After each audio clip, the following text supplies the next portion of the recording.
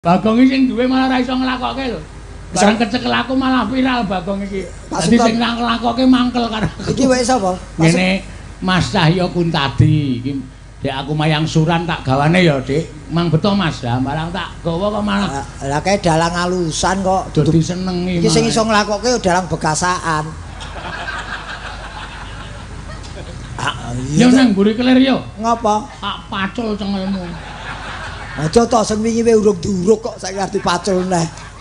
Wong ngomong kitan-kitan. Ayo saiki ngudi kawruh ngulir budi. Kitan ki apa? Kitan ki supit. Ah, beda. Kitan dhewe, supit dhewe, tetak dhewe. Ning aku gak lho nek diarteke.